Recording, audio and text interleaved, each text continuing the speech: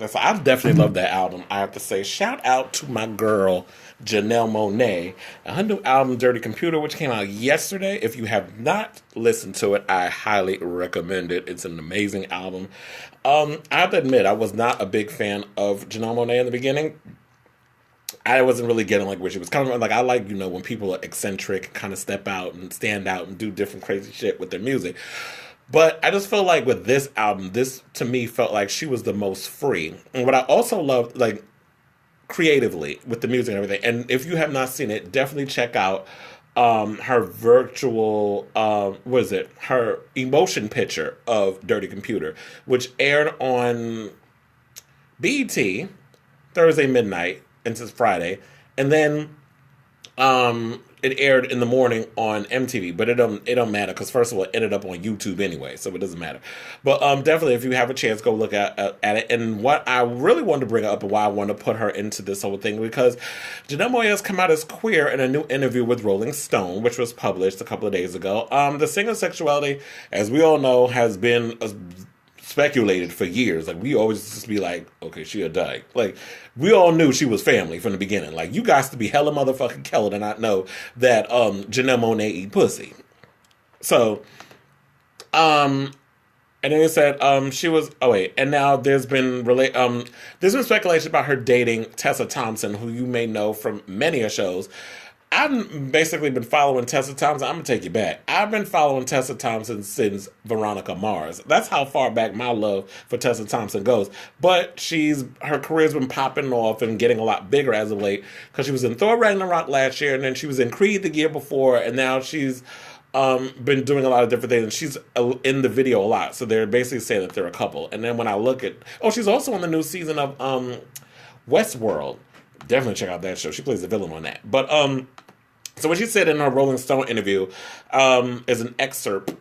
Oh yeah, she'll also be in. I heard she's in Infinity War. I haven't gotten around to watching Infinity War. I'm going to see it on Monday, which is why I've been basically avoiding the spoilers like Neo from the Matrix. So my thing is, I'm going to see this movie and then I'm going to do a spoiler review on Monday.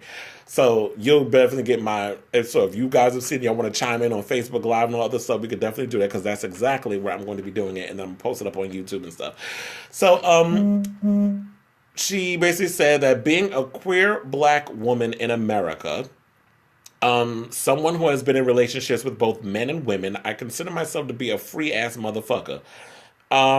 She said she initially identified as bisexual, but clarifies. But then later I read that about pansexuality, and I was like, oh, these are things that I identify with too. I'm open to learning more about who I am.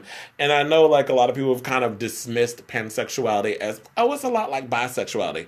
I kind of did that in the beginning, and a friend of mine kind of did that. I was like, yeah, it's bisexual-ish.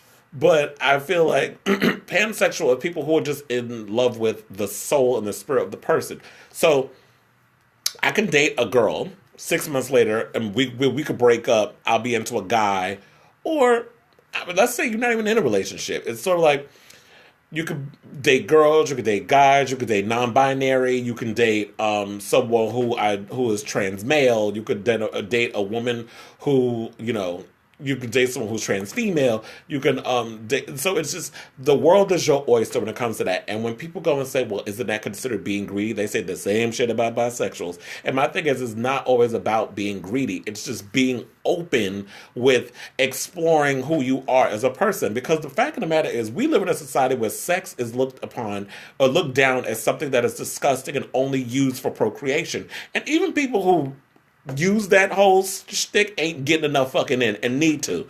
So, for people to go around and try to condemn those who are free spirits and who feel the energy or feel brave enough to want to explore their sexuality and to kind of figure out who they are through sex, which is why I love porn stars and prostitutes, because y'all have sex all the goddamn time, and it allows you to take a moment not only for monetary reasons, but you actually figure out who you are, what your limits are, how far you go, how far you won't go, because you're getting it in and you're doing different things that you never consider yourself to do. So I give it up to Miss Janelle for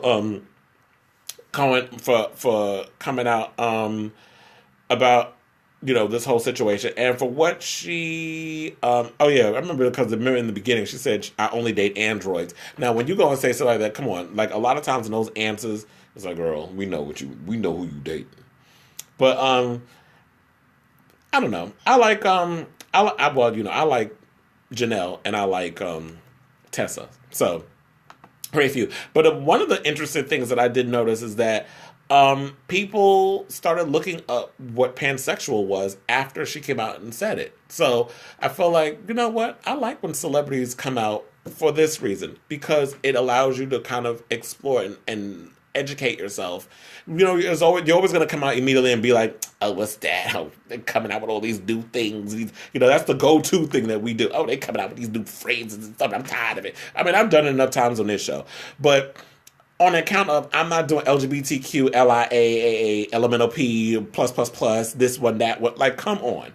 I feel like LGBTQ puts everything under a royal umbrella, because queer to me means unique. I know a lot of people looked at it back in the day as a negative. I don't. I look at it as a word that is associated with someone who is who is different, who is unique, who steps outside of the box, who is not conforming to other situations. So to me, I feel like the word queer embodies all of that. It's a big brush of embracing all who are considered unique and different. So that's what I love. That's my definition. And I feel like people should be able to take in what they want to take in, and it is what it is.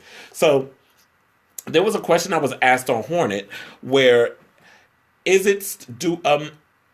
what is it that in this day and age, do we still need people coming out of the closet? Like, is it still a big deal when people come out as LGBT or Q, as a questioning, queer, whatever the case you want to call it, or pansexual, whatever you want to call yourself?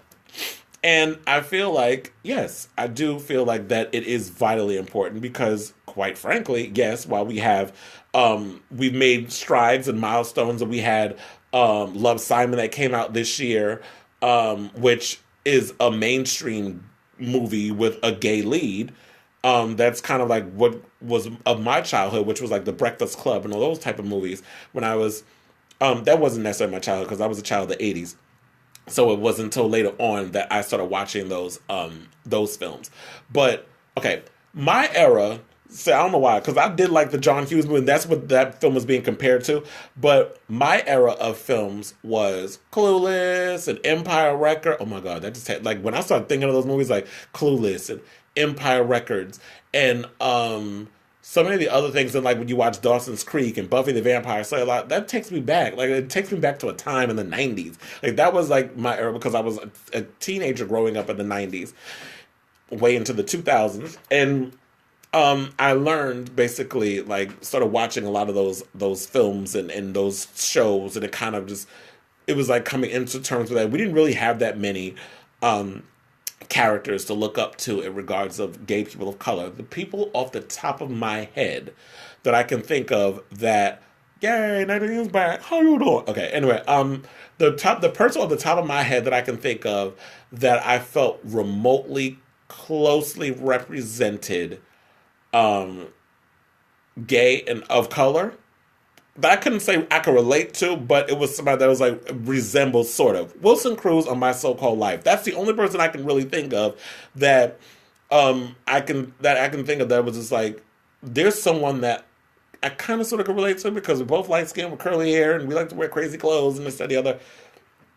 So that was like the closest I had to that. We didn't really have that many characters to speak of in television. So I feel like TV, music, all these other things. So when we have more artists coming out, like Kevin McHale from Glee, and you have Kalani coming out as bi, and you have Janelle Monae coming out, and you have, we have a revival of The Boys in the Band coming out on Broadway, and everyone in the cast is gay. That's never happened before. Like, we've had the play where you had people who were out, people who weren't out, or people who were just straight that were playing those roles. But in this version, the Ryan Murphy revival that he's doing on Broadway, every cast member that's doing that play, from the dude from, I was going to say Henry Cavill's in it. Matt, you have Matt Bomer, you have Robert DeJesus, you have all these different people that's in there. Everybody's out of the closet. So that's a milestone.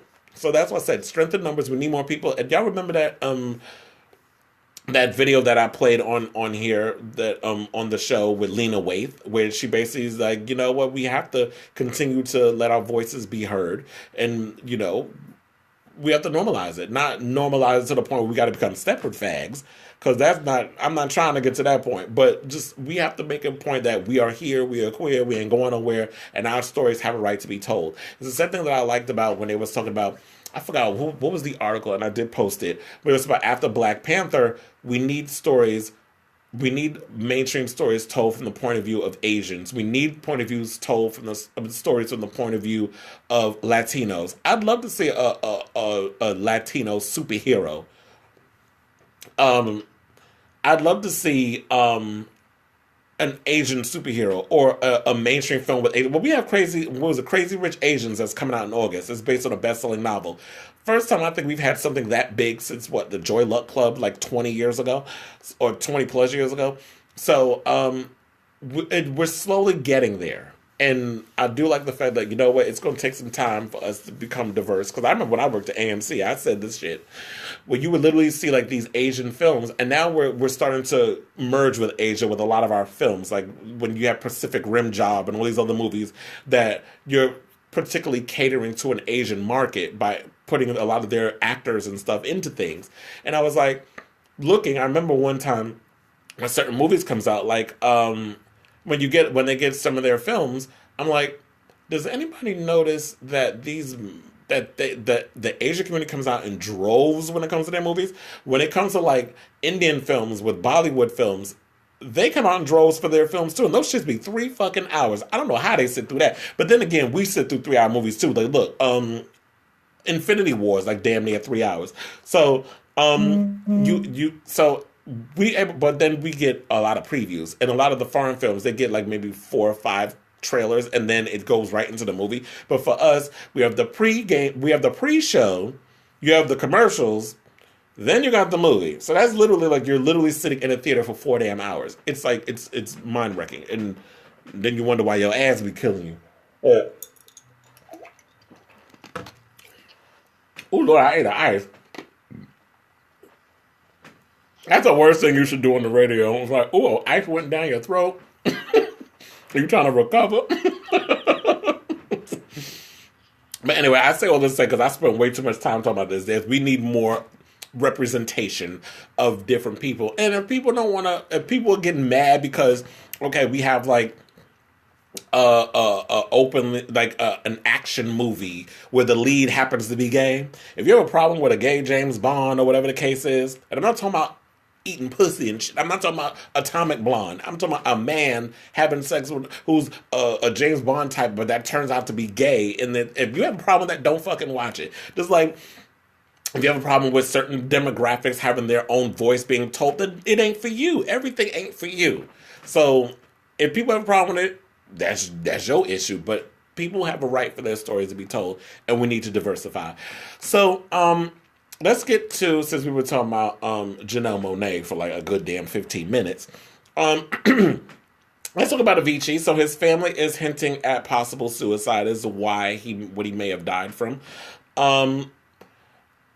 The superstar DJ, whose real name is Tim Bergling, was found dead last week in Oman while there's been no cause of death released.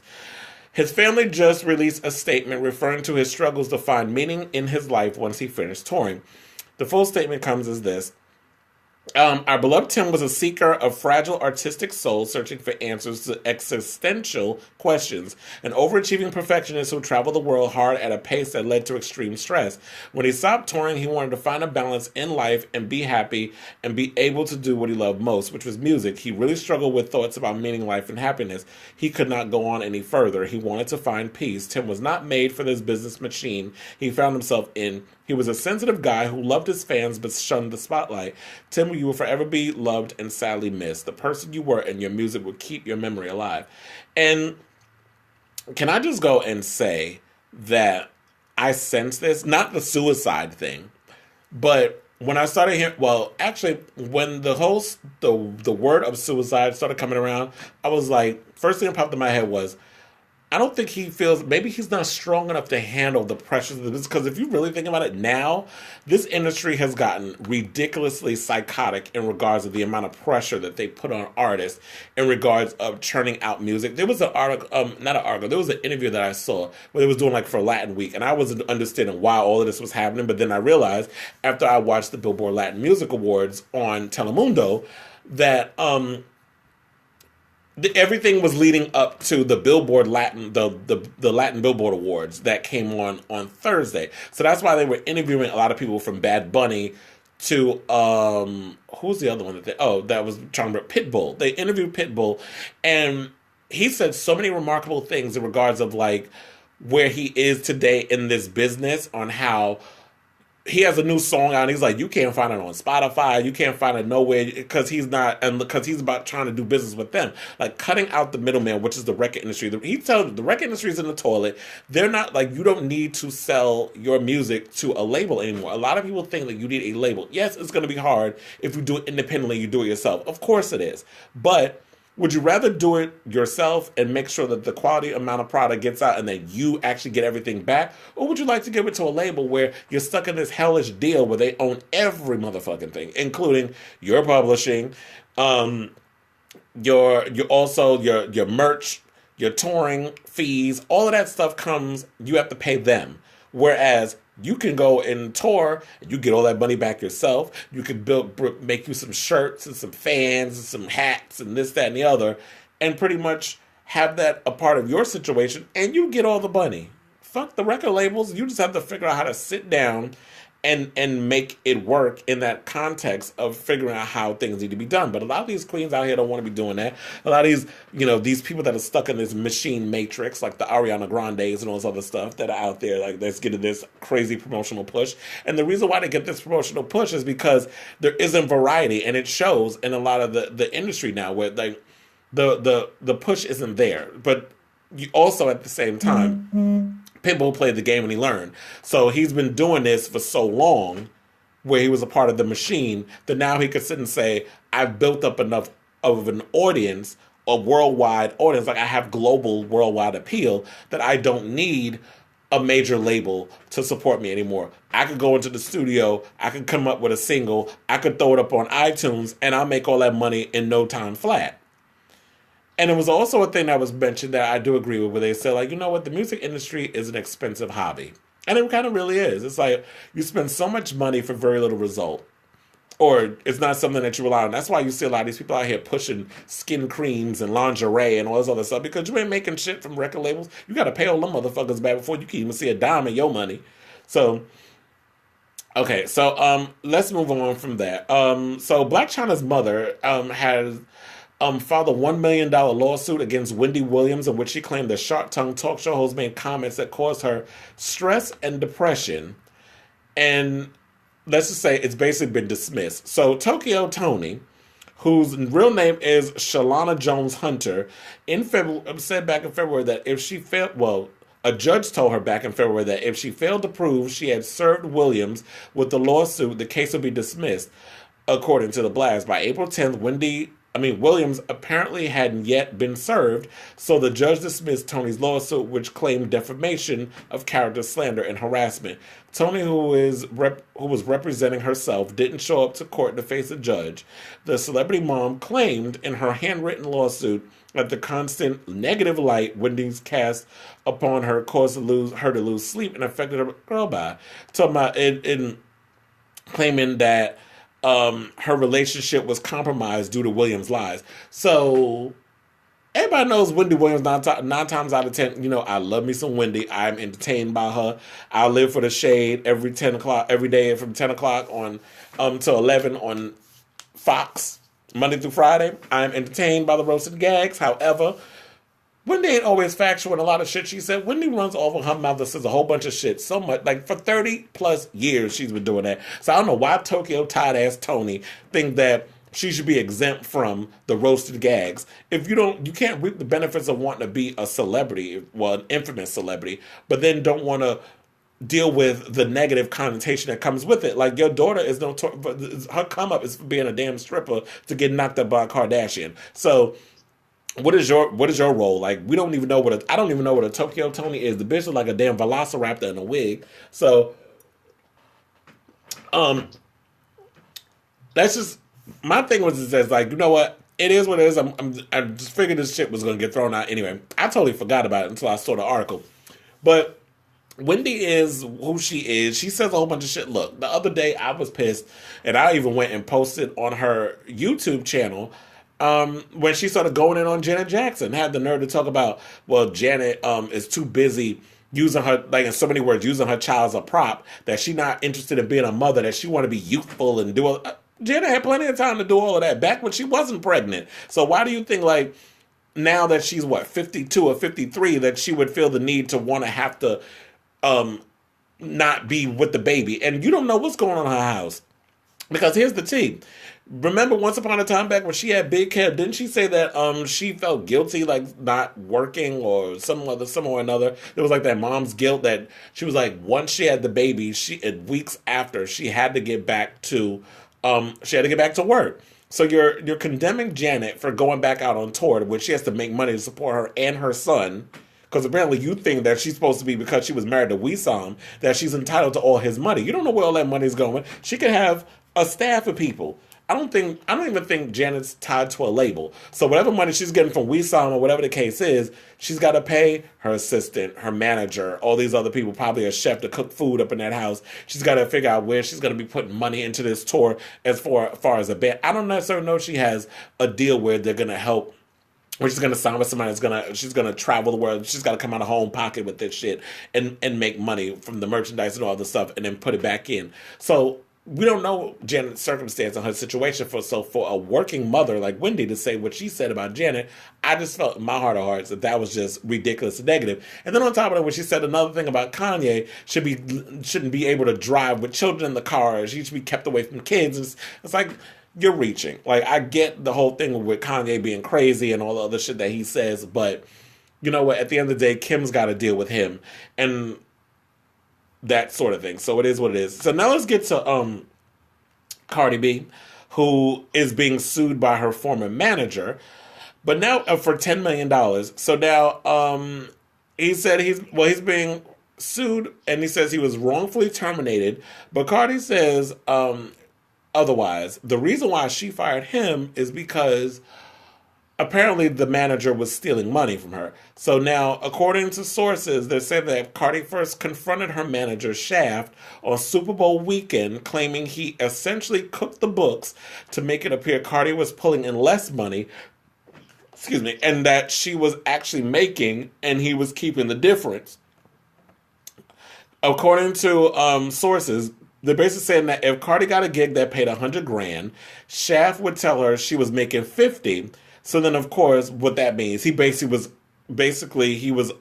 pocketing 50 grand off of her 100. Now, everybody knows when it comes to management that you get 10% of whatever it is that the artist is making for whatever gig they're doing. And what I don't get is like, why would you be so damn greedy as to take half of what the fuck she was making and think like Cardi don't know money or how to count? She used to make her ass cheeks clap around a pole in a strip club. You don't think this bitch knows how to count bills and money? So for this idiot to go around and start trying to steal money, that's the shit that pisses me off. Like, if we're all eating, we're all about to be successful and move on up, and you go and ruin it by stealing my money, like 10% of 500,000 is not bad. That's like what?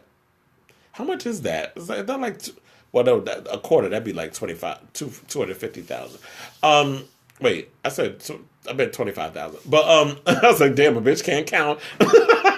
Let me not do math on the air. But it's like, if you got 10% of 100 grand and then all that adds up and you saving and stuff, I'm sure you will make a good amount of money. It's like, I hate when people just want to sit and rob their artists and thinking like, oh, well, I need more. It's like, bitch, for what? What are you trying to like walk around like and be a human, what do you call it? A human advertisement? Like, I'm wearing Dolce & Gabbana here, and I'm wearing this necklace and that shit. Like, who cares? Like, I just don't understand people like, okay, so basically, Cardi's fiance Offset went ballistic when he learned she was paying Shaft a 20% child. I just said, bitch, how you paying? That's the first mistake. How you paying? I didn't read the rest of this, but now I did. 20% manager's fee. Managers always get 10%. Sometimes they get 5%, but mostly the main amount that a manager always gets is 10%. Offset pushed her hard to give Shaft the boot, which she did. Well, there's like Offset could do no wrong in her eyes. Okay, so basically said that Shaft's sources say he acknowledges 20% is high management fee. But here's the thing: if you knew it, why didn't you say anything? But you pocketed the money anyway. But he says that he used a lot of the money to pay writers and producers who engineered her music. He thinks Offset was on a mission to sack him just so he can control her and her career. If I was gonna say, look, it's a good thing if this is true that Offset was looking out for her and is trying to get the manager out of there who's trying to snake her and steal all her money and this, that, and the third. But then again, you kind of got to look at Offset with a side eye because remember, he did cheat on her and that sort of thing. So my thing is that, oh yeah, and then because, Rihanna had that situation too. Well, her manager was robbing her for years and she had no idea because, she was a young girl coming up in the business. So it's like, you never know with people. And he basically said that he was using the money to hire writers and engineers and producers to basically give her songs or to write songs for her or do that sort of thing. And if that's true, then I get it and I understand it. But if that was the case, you should have been providing receipts for that. There should have been some kind of receipts there that said, you know what, I wasn't robbing you. This is actually what was going on, and this is where this money was going. There should be a list of that people. Because look, didn't we just went? How long ago was the what was it? Tax season. Like that should ended last week, right?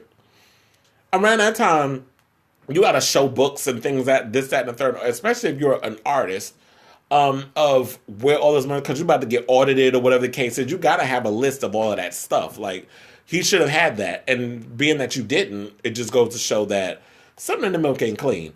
Okay, so let me hurry up and get to the rest of these topics because I got literally 20 minutes left before we have to say goodbye to another episode. Okay, so Khalees is claiming her ex-husband Nas inflicted mental and physical abuse during their 5-year marriage. Her first extensive public comments about the relationship that dissolved back in 2009. Now, Khalees had went on a show called Hollywood Unlocked, started with Jason Lee, who y'all might remember from Love and Hip Hop Hollywood. I think he was on there for like maybe a season, right? But anyway, he has a show on the internet, and he does a radio show called Hollywood Unlocked, and he interviewed Khalees in her backyard of her home in California, and they talked about a whole lot of stuff, like basically a lot of abuse that occurred with them, with her in the relationship, and she basically said, excuse me, she had first met Nas when she was 22, and that the relationship involved drinking a lot and getting high a lot. So they would smoke a lot of weed, and Nas was drinking a lot of, she said, Patron. Like he was doing a lot of Patron shots.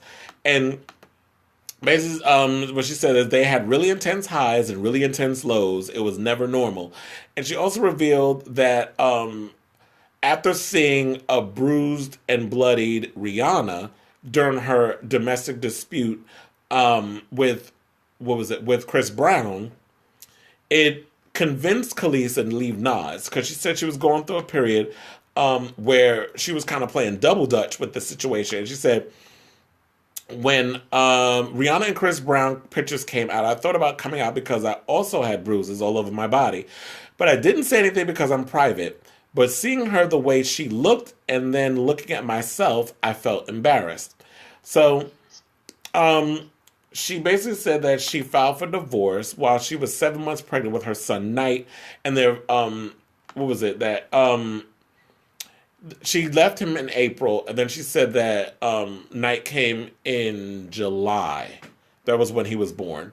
So one of the things was like, and this is what I was saying, the whole thing about worshiping false idols and that sort of thing, where people look, well, damn, I can't believe Nas would do something like that. How can he do that? How can he put put her through, do like beat on Khalees and this, that, and the other. And then I saw people talking about, well, everybody just believe this, that, and the third. And it's like, what the fuck are you talking about? Like, you don't know necessarily know what someone goes through. And I've already established is that you can't, because you are a fan of someone, think that they can do no wrong in your eyes. Not everybody. You can't walk around with rose-colored glasses and think that people are perfect or people are Mary fucking Poppins. At the end of the day, these artists are human beings, and we need to stop creating false idols out of celebrities. We need to stop doing that. Like, don't they teach you that in the Bible, not to create, like, to worship false idols?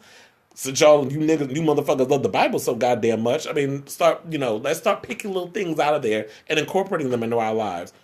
From that point, not that bullshit with Leviticus and all that foolishness, but but just love thy neighbor and all that good stuff.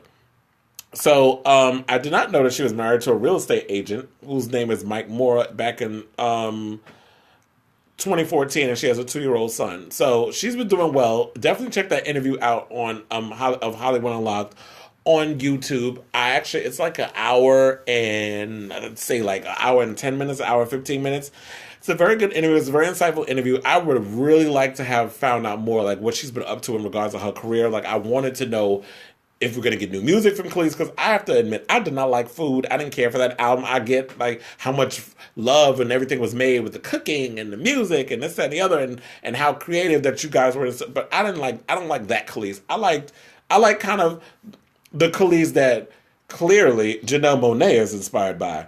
But they always say like Prince is her idol, this and the other. But I see some Khalees up in the visuals and the music and a lot of that stuff too. Because I always liked when Khalees worked with the Neptunes and that creativity that they put together in regards of the music there, and how she always branched out and did different things. Like, I love Milkshake was like the popular, the big hit for her. But I liked Khalees like when she back when Wonderland, the second album, wasn't even an American release. You literally had to spend $25 for a fucking import. That's how hard I went for that album. That's how much of a hardcore fan of Khalees I was. I literally had to go to Virgin Megastore, went into the import section, and found that album.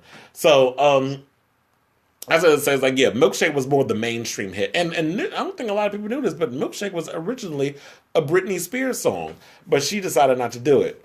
In a way, I'm kind of glad she didn't, because Khalees makes it work. But so let's get to Sierra and Future, who I actually look at. He kind of look like him, and Offset kind of look alike. Speaking of deadbeats, because she basically called him out and said Nas was a deadbeat too. So it goes into the whole thing like how he only wanted to use his son as like a prop for photos. And I don't even know if Nas would be like that, because my thing was, Nas is not somebody that we normally see a lot of out in the press or doing photo shoots or things like that. Like, we don't really hear a lot from Nas. So for her to say, for when she was saying that part, it was kind of like surprising when I heard that in the interview, because I'm like, I don't really see a lot of Nas in stuff. Like, he's not somebody who's out here like being crazy and tweeting shit like Kanye or Kanye. I keep forgetting. I changed his name because he's in Sunken Place. I keep reminding myself his name is Kanye West. Acuna. Yeah. So it was kind of interesting when I heard that. It was like she basically said that he started paying child support $8,000. She said, which is nothing, but luckily she's good with her stuff that she's got going on with her food truck and her sauces and a bunch of other stuff. And then her husband, who's in real estate, how they've got a lot going on with them. And she said that the shit didn't really start popping up until after he and Nicki Minaj broke up. Then he started showing his entire ass. So that whole interview was just crazy about how a lot of it was going on. And I do agree with her when she said that there wasn't a lot going, like, she doesn't really speak to the press about it. And that's why I should also point out, there have been many times I've had stories on Nas and Khalees on this show, but I never really brought it up or talked about it because I didn't find that it was interesting or juicy enough to bring up. It was more or less stuff about what's going on in the courts. But with this big interview that came out, which surprised the hell out of me, because I happen to just be minding my business, and I went on YouTube because I usually like watch a lot of talk show clips and stuff like that. Like, I don't even watch Wendy Williams on TV anymore. I basically go to YouTube and watch Hot Topics, which is enough of what I need from that show anyway, because her interview status is a mess, and I don't care about all the other stuff that comes in, but I just happened to come across that interview, so it was just really interesting to watch. So now Sierra is saying that about to take Future to court because she's having issues with her baby daddy. She blasts him in new documents, claiming he skipped too many scheduled visits with little Future, who's now 3 years old. According to the docs, Future no-shows for visits 37% of the time, and frequently he does so at the last minute, which screws with her schedule. Nas was doing that shit too. She did point that out about him also, that there was a situation like when her mother had a stroke and it had happened around Thanksgiving, and then she was like, can you bring Night over? He was like, no. It just like, to me, I look at it as like Nas is using Night to spite the wife, the ex-wife, and there's nothing more ugly when a grown ass man uses their own child to spite the baby, the mother of their child, because you're mad at what's going on. But you can, as a man and as a father, at any time step up to the plate and do what you need to do as a parent. So to spite the parent by using the child, at the end of the day, you're only going to hurt that kid. And this is why a lot of times you look at kids where it's like they have fucked up relationships with their parents because of the toxicity that one parent will bring into the relationship. And same thing can happen when you're in a two-family household, where it's just like the sins of your past, and when you were a child, you bring that into your current, and then you pass it on to your kids. And I've seen a lot of people do it subconsciously. So basically Joseph says when her son goes to Georgia where Future lives, the child spends most of his time with grandma and great-grandma instead of dad, and she rarely gets to FaceTime with him. She also says little Future has health issues that have been exacerbated by all the cross-country travel. She doesn't say why that's Future's fault, but does say it's another reason why the travel schedule for their son needs to change. She's probably saying that he has... if he has health issues, that he can't be jumping on planes and going this, that, and the other in these places when you have health issues, especially when you're a child. Because if you're like, when people go on planes, this is how, like, what was it, Heavy D died because he had blood clots, and how Vincent and Tamar almost died because they had blood clots. So it's like, it's an issue, particularly predominantly in the black community. There's always seems to be issues with people when it comes to health, when it comes to like flying and all other stuff, because of like blood issues, whatever the case is. I don't know what it is, but I'm just saying that it just seems to be a prominent thing, just like diabetes and high blood pressure. So Stevie J and Jocelyn have finally reached a nasty a settlement in their child custody battle, and they've come to a pretty amicable agreement. So Stevie and Jocelyn hammered out the details in legal documents obtained, of course, by TMZ for a 1-year-old Bonnie Bella. Stevie, who makes $30,000 a month, will pay Jocelyn $1,000 a month in child support. The docs say Jocelyn also ranks in $30,000 a month on their son. Damn, that don't make shit. Well, I guess, compared to what us Joe Schmo regular folk make, you making way more. And I think in Atlanta, 30 grand a month, that's not bad. That's like that's over $300,000 a year that you pretty much are making. So you can survive on that in Atlanta. They got the nice house, nice condos. It's not that expensive. So they have joint physical custody, and Jocelyn gets primary physical custody. She'll also point out that R. Kelly's lawyer, publicist, and assistant have all quit amid sexual misconduct allegations. And this is all because, the whole thing that's stemming about him with the sex cult and all that other stuff. Several members of R. Kelly's inner circle have cut ties with the singer. It was revealed this week. His spokesperson, Trevian Cootie, confirmed to Pitchfork that she no longer works with Kelly as of April 16th. Additionally, BBC Three reports that both Kelly's entertainment attorney, Linda Mensch, and her assistant, Diana Copeland, are no longer working with him. This is interesting. Like, R. Kelly really loves women. Like, everybody who's in his circle are women. Have you noticed that? It's like the agent, the manager, the publicist, the lawyer, and the manager, the agent, and the chef. 3 nannies and an assistant, and a driver, and a jet. I was having a Madonna American Life moment. That just popped in my head. But anyway, I don't know. I'll keep you all abreast of that. My thing is at this point, it's sort of like with Bill Cosby and all that stuff being taken away. I don't know why people haven't removed his music from radio, stopped playing his music, this and that. I will say this. I did read this week that Tom Joyner has agreed to stop playing R. Kelly's music. And Tom Joyner, y'all know, is a legendary radio personality. He's been around since before speech replaced sign language. So for someone as legendary as Tom Joyner come out and say, I'm no longer supporting him, and I'm no longer supporting R. Kelly. Basically, definitely speaks volumes. Um, there's some good news I have for transgender inmates. If you are a person who's in jail um, and are transgender, I can't even talk. New York City inmates will get to choose where they're housed based on their gender identity. So, respecting someone's gender identity or gender expression is key to making sure that everyone in New York City is living with dignity and respect, said Cameron Malalis, who heads the Commission on Human Rights. The fact that someone's incarcerated or not doesn't really change that. New York will join San Francisco in establishing a policy to accommodate transgender inmates. So, Mayor Bill de Blasio, signed an order in 2016 directing all public schools, recreation centers, and other city buildings that have single-sex bathrooms and locker rooms to let people use the bathrooms of their gender with which they identify. So this is amazing that I think this is happening, especially when, we have had conversations where I don't remember where it was or what show. It might have been the Do Dirty show last year, where there was somebody's show, where there was like someone who was a woman who was transgender. It was a transgender friend of hers who was an inmate, was locked up in a men's prison or something or another like that. So we have a lot of those things that's going on, and we need to kind of be respectful of the fact that, the laws need to start catching up with what's going on now and the times, and that transgender is becoming more of a mainstream, well-known thing. And I feel like our governments need to start acknowledging this,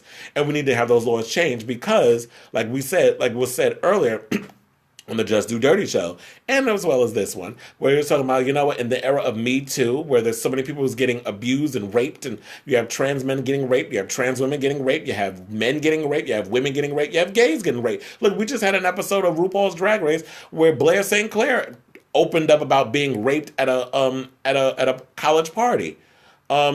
So these stories coming out and people becoming more aware of it is something that we need to become more aware of, and we need to have those conversations. I want to get to this really quick because I know we got like 5 minutes left, child. So I'm trying to steamroll through these.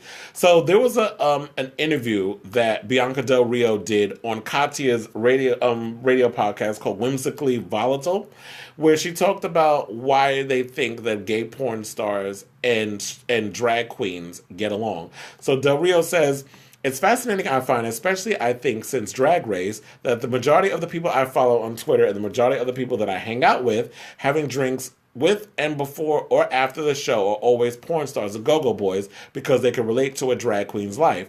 Katya says they can hang. And then Bianca goes and says they understand. They know that when everybody comes up to you or talks to you, it's always about something else. And like you can actually have a full conversation with them because they want to have a conversation with you because everything is usually so superficial. Some of my favorite people are porn stars and go-go boys. I can kiki with them all night. And Katya goes and says there's a huge overlap in the lifestyle and the expectations, the trappings of this kind of quasi-fame. We are like gay famous.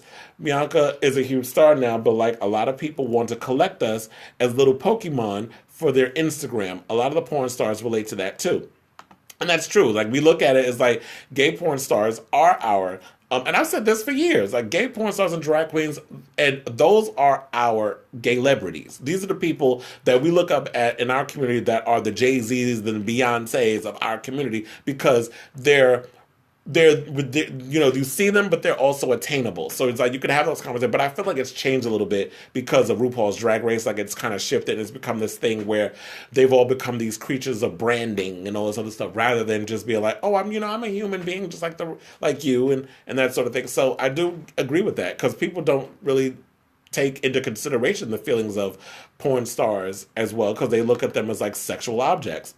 So before we go, I want to get into the top 15 hottest queer LGBT singles provided by New Now Next. And people who chimed in on this were people such as Patty Harrison, Drew Dodge, Jess Tom, Amanda Dorn. Okay, I don't know these fucking people. The only ones I know is Drag Race alums Jinx Monsoon and Ginger Minge. But the people they said was number one, Jonathan Van Ness from Queer Eye. He's the one with the long hair. Haley Kiyoko, who's a musician. She's a pop singer who's just come out as, I think she's lesbian. Keenan Lonsdale, who is in Love, Simon, and he plays on the series The Flash, the black kid. Daniela Vega. I don't know who. She's the trans woman that's in the movie A Fantastic Woman that was nominated for an Oscar. Titus Burgess, who we all know from what's the damn show on fucking escape my brain from Netflix. Leif Ashley, who's gorgeous by the way. Shannon Purser, who I don't know. She looks familiar, but I don't know where she's from. I don't have time to be reading all this. Niall DeMarco, who is fun, honey, but I don't know if I want to learn sign language. But I just might. You never know. It's always good to learn a new language, child. BD Wong, who y'all remember from Law and Order SVU, but now he's going to be in the new, what the hell is that damn movie? Jurassic World. They got him in there as a villain. I don't know why, when he wasn't that way in Jurassic Park. Alex Newell, you may remember from Glee, the Big Black Queen. Trace Lissette and Frank Ocean comes in at number 12. Amandla Stenberg. Elliot Fletcher. Oh, Elliot Fletcher. He's a trans male who was on. Damn, what's the name of that damn show? Shameless. He played Ian's boyfriend, the new boyfriend. He was a trans male in there.